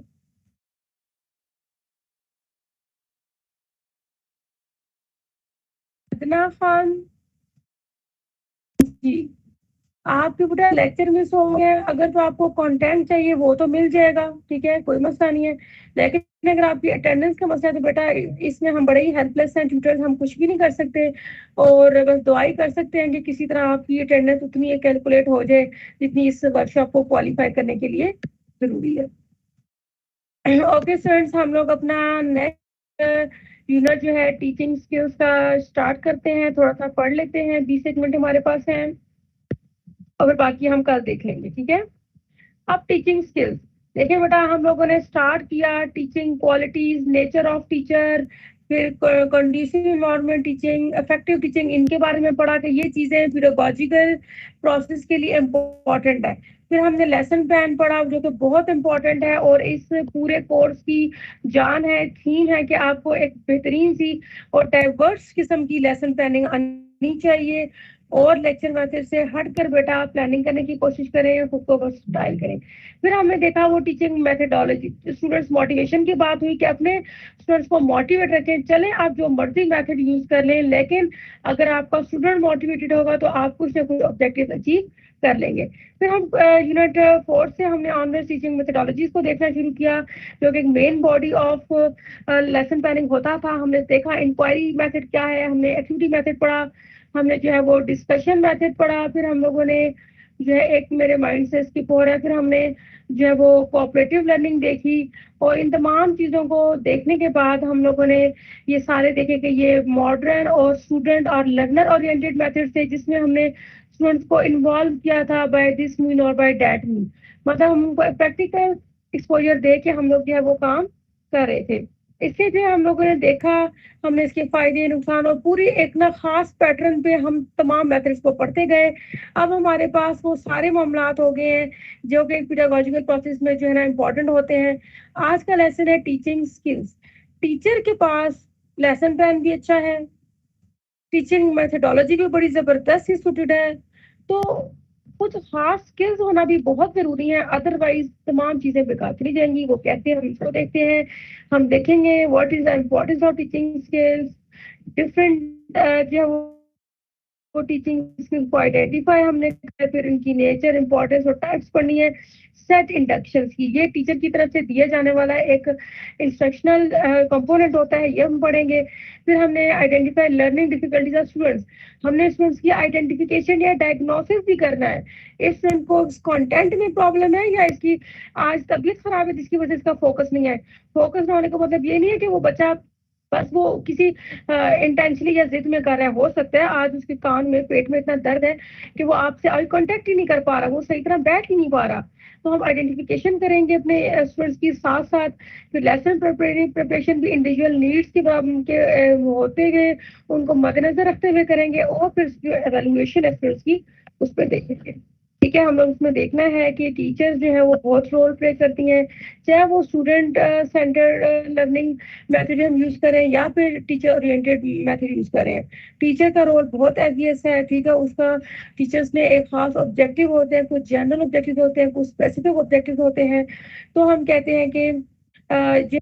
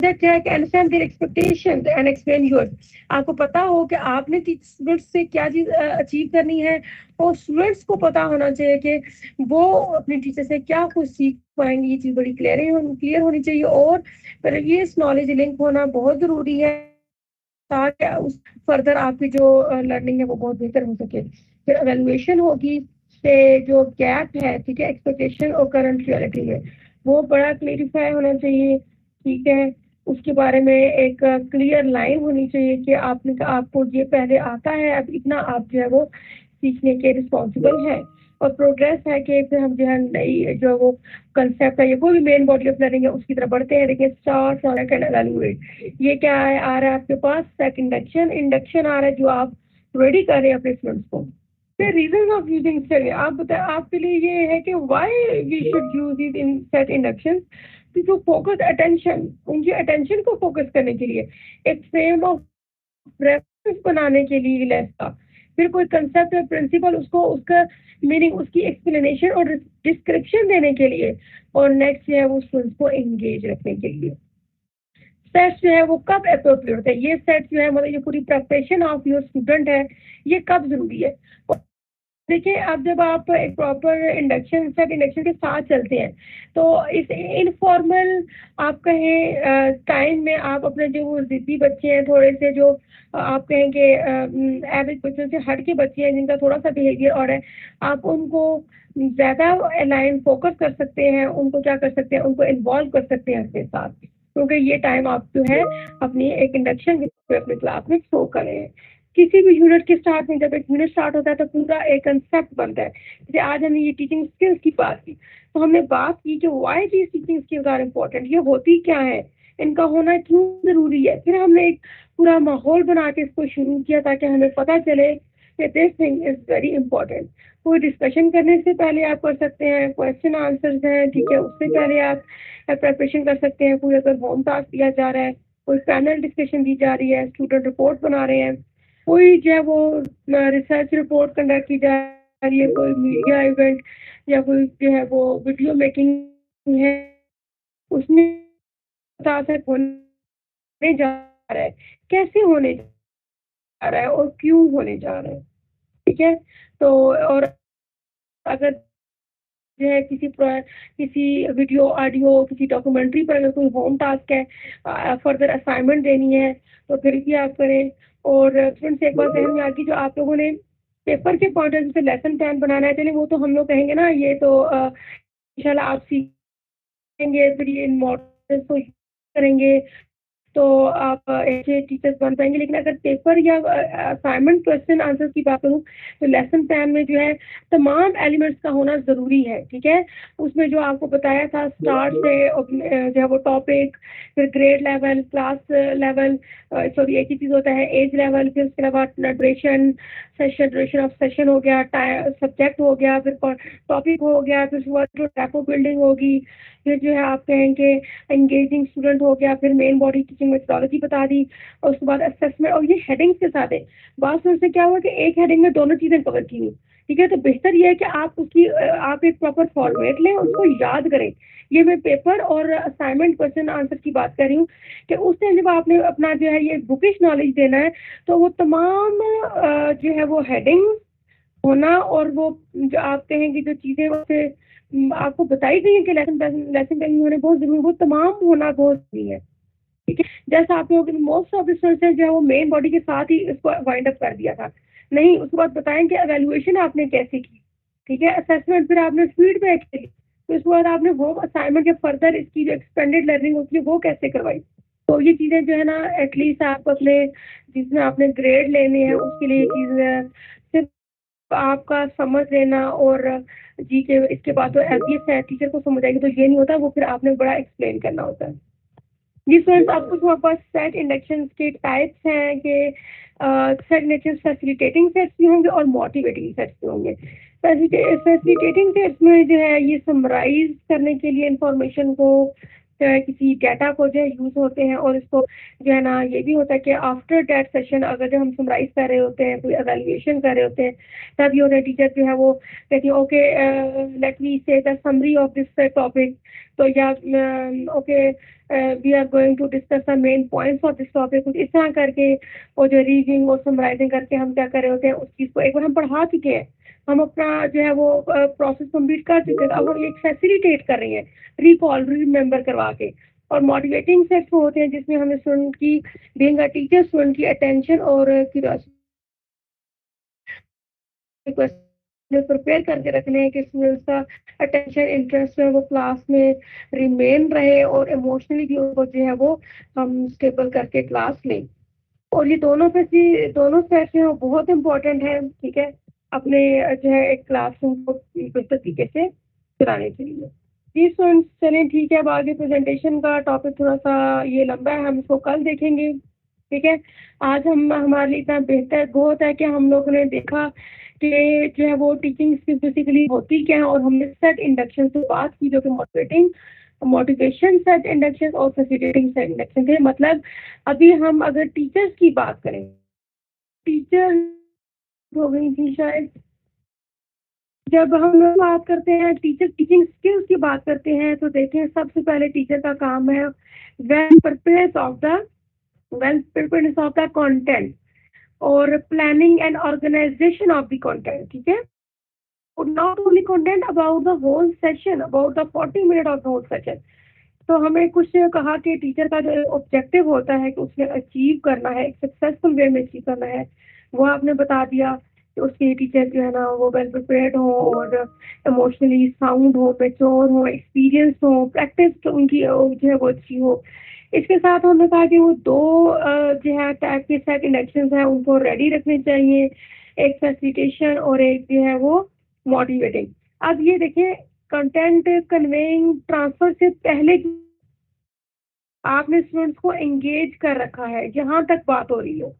तो अभी आगे हम इंशाल्लाह कमिंग क्लास में देखेंगे कि जो एक प्रेजेंटेशन होती है, ठीक है, उसमें किन किन स्किल्स का होना जरूरी है, वॉइस और ये तमाम जो है क्वालिटी एंड क्वांटिटी ऑफ आप कहेंगे जो है एट्रीब्यूशन ट्रेड्स हम कल पढ़ेंगे। अभी तक सेट इंडक्शन में अगर कोई प्रॉब्लम है तो यू मे आस्क। बेटा हमारा मैंने 3 जो है वो लेसन प्लानिंग की आपको दी है पीपीटी, तो उसमें नंबर ऑफ फॉर्मेट्स है, ठीक है। 3 मैंने आपको लेक्चर शेयर किया, हालांकि मैंने लेक्चर 1 डिलीवर किया आप लोगों को, बट आपको मैंने 3 इसी से दिए क्योंकि ये बहुत इंपॉर्टेंट है। और इसमें आप मेन थीम पूरी हो तो जो मर्जी फॉर्मेट लें, लेकिन अगर आप लोग हेडिंग्स में करेंगे तो बेहतर होगा। मैंने बेटा चैट में शेयर किए थे तीनों फॉर्मेट, और अगर किसी के पास अभी मुझे ढूंढने पड़ेंगे, अगर कल इंशाल्लाह मैं ये ऐसा करती हूँ कि इसको कंपाइल करके रख दूंगी और कल की क्लास में ना दोबारा तीनों लेसन की जो पीपीटी थी उन्हें फिर उनमें 1-2 मिनट तो मॉडल लेसन प्लान भी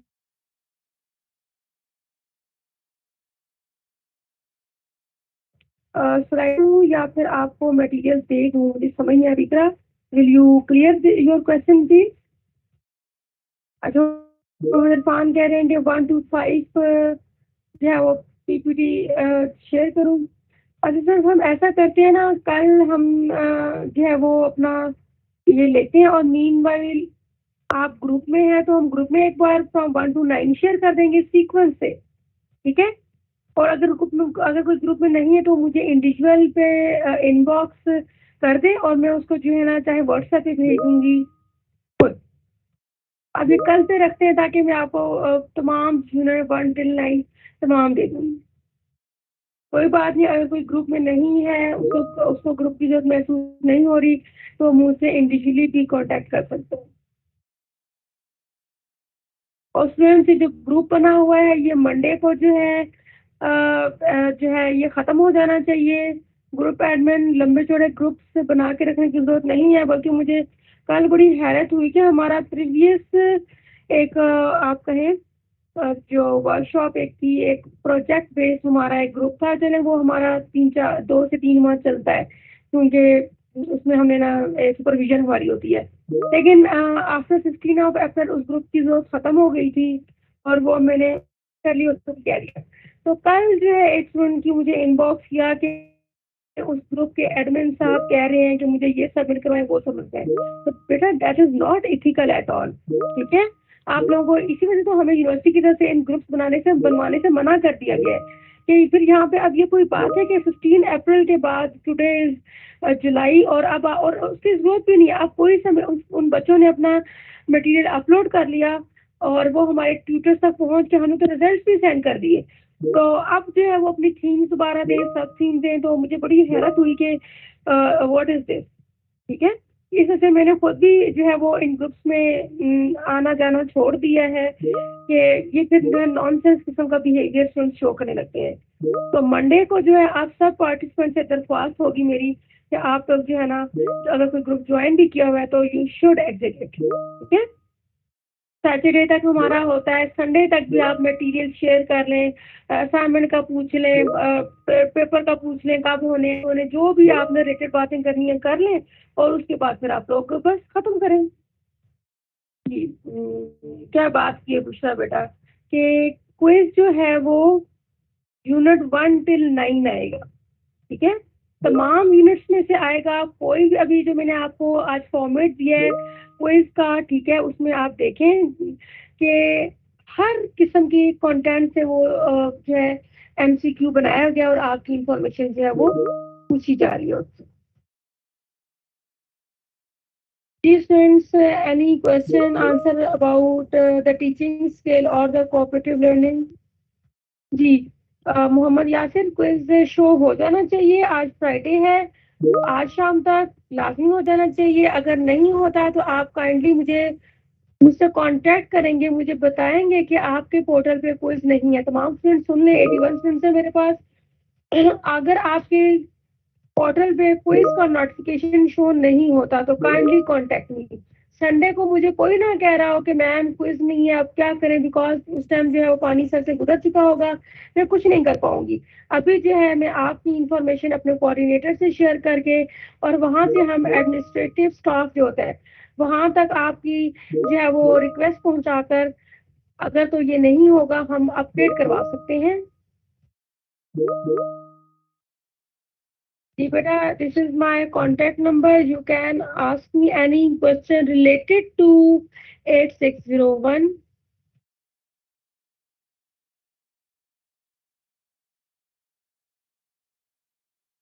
और बेटा थोड़ा सा जब आप लोग मैसेज किया करें तो कोड का ये इस तरह हवाला दे दिया करें, क्योंकि हमारे पास नंबर ऑफ एक्टिविटीज चल रही होती हैं, तो हम लोग जो है थोड़े से फिर हमें क्लियर हो जाता है कि आप कौन से कोड से हैं, किस जो है वो मतलब सिनेरियो पे आपको हमने आपसे बात करनी है और आपसे आपको जवाब देना है।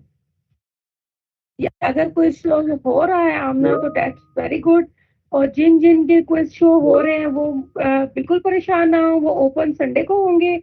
और हम फिर इसको जो है ना आपको बता दिए, आप लोगों को ये जरूर कहूंगी कि 20 मिनट में अगर एक बार आपने क्विज खोल लिया तो फिर अब 20 मिनट में आपने इसको देना है करके, अदरवाइज वो ऑटोमेटिकली सबमिट हो जाएगा। और आपके पास अगर आपका जी आपने क्विज ओपन किया और साथ ही आपको 7 किस्म की मैंने खाना खा के वापस आके क्विज करता हूँ, तो वापस आएंगे तो कुछ भी नहीं होगा, सबमिशन होगी और 0 मार्क्स होंगे। ठीक है, बिजली जाती है नहीं जाती नहीं। उन 20 मिनटों में आपने इस क्विज को करना है जिन 20 मिनटों में आप फोकस्ड रह के उस पर काम करें। तभी आपको सुबह 8 से शाम 8 तक टाइम दिया हुआ होता है कि आप लोग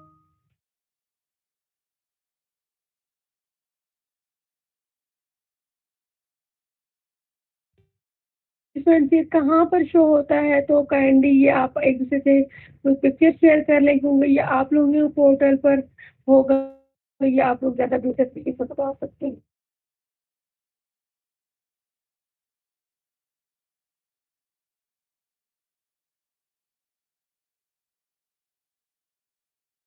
जी my dear students, any question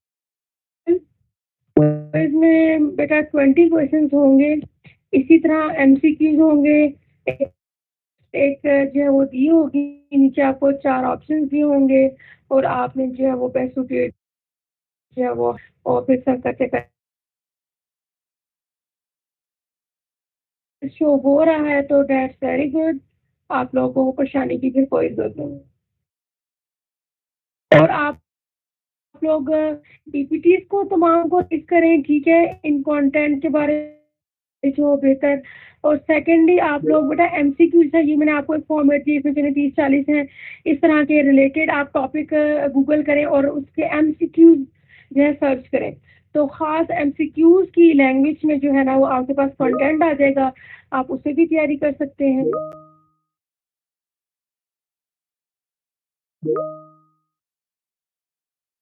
out of syllabus नहीं होगा बेटा, जो है वो अकॉर्डिंग टू द सिलेबस होगा, लेकिन आपको पता है इस लेवल पर आके आप कहेंगे अगर आपको टीचिंग स्किल या फिर कोऑपरेटिव लर्निंग की बात है तो लाजमी नहीं है कि जो चीज़ आपकी बुक में लिखे उसी में से आए। ठीक है। तो ये हमने जो ये दिए आपको स्लाइड्स दी हैं, ये मेन टॉपिक्स मेन पॉइंट्स तो कवर किए हुए होते हैं, लेकिन अगर आप लोगों को, यही मैं कह रही हूँ, अपने यूनिट्स पढ़ सकते हैं बुक्स में से, या फिर ये स्लाइड्स पढ़ सकते हैं, और अगर तो बेहतर है कि कोई एमसीक्यूज आप फॉर्म में ही पढ़ लें, तो वो भी आपके लिए बेनिफिशियल रहेगा। 20 मिनट का होगा क्विज, और जब आपने इसको क्लिक किया, ओपन किया, और उस टाइम से आपका टाइम स्लॉट 1 मिनट सेकंड से करते करते 1 मिनट और फिर 2 मिनट स्टार्ट हो जाएगी। और जैसे ही आपने 8:30 का तो जो है देखा, तो 8 में जाके वो ऑटोमेटिक सबमिट हो जाएगा।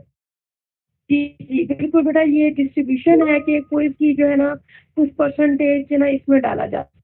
जो क्विज और वर्कशॉप प्लस असाइनमेंट, ये जो एक तो आपके पेपर की 70% होती है ना,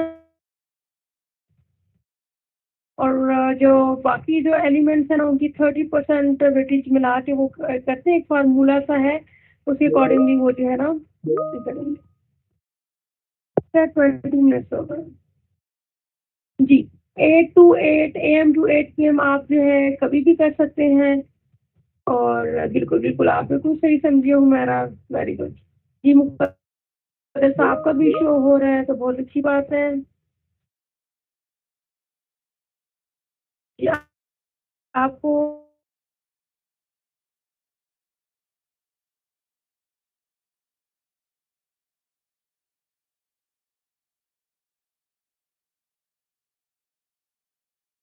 क्विज के 20 मार्क्स है, ठीक है। 1 मार्क्स जो है वो टेस्टेड होगा ECQ के लिए, और 20 MCQs है, 20 मार्क्स है, तो मतलब कि एक MCQ का 1 नंबर बनेगा।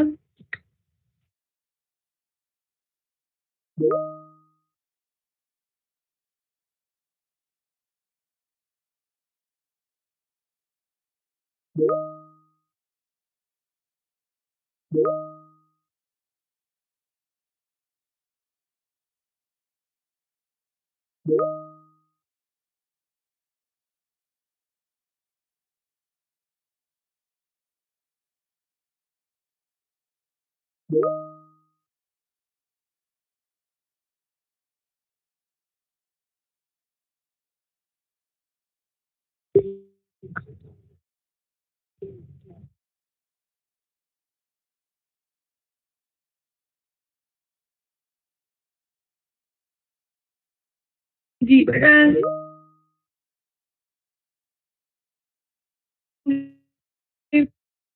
और वर्कशॉप है, आपका क्विज है, और आपकी असाइनमेंट है, ठीक है।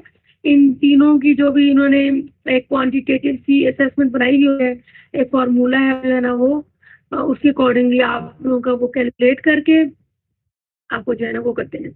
और क्विज जो वर्कशॉप है, सॉरी वर्कशॉप तो बेसिकली अगर आपकी क्वालिफाई नहीं है तो फिर तो उस वर्कशॉप के नंबर नहीं होते। वर्कशॉप बेसिकली आपने अटेंडेंस इसकी जो अगर पूरी है तो जो है ना फिर क्वालिफाई कर पाएंगे ये पूरा कोर्स, ठीक है। और अगर नहीं होगी तो फिर आप जो है ना इस कोर्स को दोबारा आपने ये वर्कशॉप लेनी पड़ेगी जी। 50% पासिंग मार्क्स हैं, बिल्कुल 50% है बेटा आप लोगों के। जो असाइनमेंट्स के भी इवन की 50% है, आपके जो पेपर्स में भी 50% पासिंग मार्क्स होते हैं। वर्कशॉप वाली बात नहीं कह रही हूँ कि आप लोगों की जो वर्कशॉप है इसकी 80% अटेंडेंस जो है वो क्वालिफाई होना तक लेना, 80% तक अटेंडेंस जो है वो लेना जरूरी है आप लोगों के लिए, ठीक है।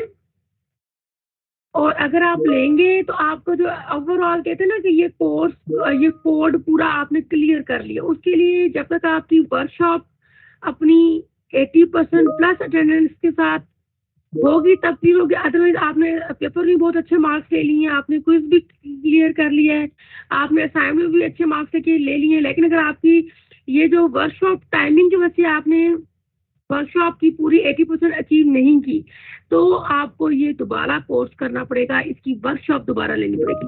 मेरे कहने का मतलब ये है जी।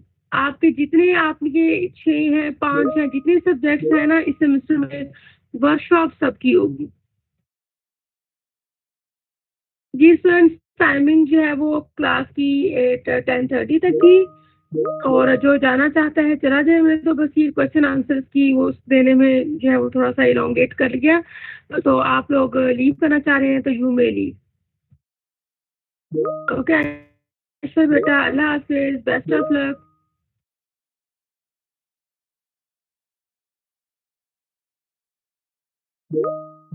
बेटा मैंने ग्रुप में देखा नहीं, मैं देख लेती हूँ। ग्रुप में कम्युनिकेशन जो है वो कम से कम रखा करें। बात का तो 100+ मैसेज होते हैं, वो कौन पढ़े, और उसमें से फिर कुछ चीज इम्पोर्टेंट भी चली जाती है। ठीक है, थैंक यू सो मच मुकद्दस बेटा, जज़ाकल्लाह। जी मोहम्मद शहजाद, जब आप डिस्कनेक्ट होते हैं तो फिर फौरन से रिज्वाइन क्या करें। अब अगर 5 मिनट डिस्कनेक्ट रहे तो वो 5 मिनट कैलकुलेट नहीं होंगे। फिर जब दोबारा आप जो है आगे लॉग इन हो गए तो फिर दोबारा से वो 5 मिनट छोड़ के दोबारा से स्टार्ट होगी। अल्लाह हाफिज फरजाना।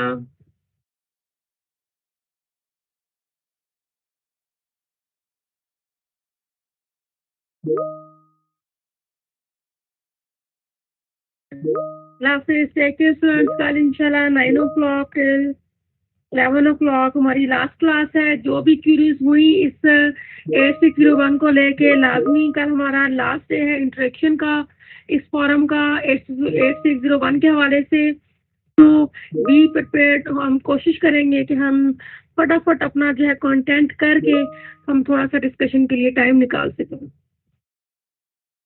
जी मोहम्मद शिदात, अगर आप फर्स्ट इशू था लेकिन बाकी आपने 100% ध्यान रखा है तो 80% तभी कहा गया है ना। 20% का आपको मार्जिन इसीलिए दिया गया है कि ये थोड़े बहुत जो एरर्स हैं वो तो टेक्नोलॉजिकल और कुछ ना कुछ अगर हो तो वो आपको रिलैक्स किया जाए।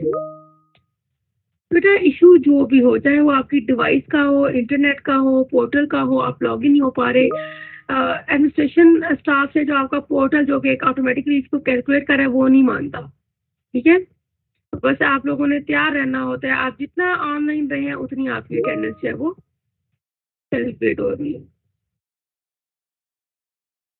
जी 4 to 5 pages are enough, but qualitative content होना चाहिए, क्वालिटी वाइज साउंड कंटेंट होना चाहिए।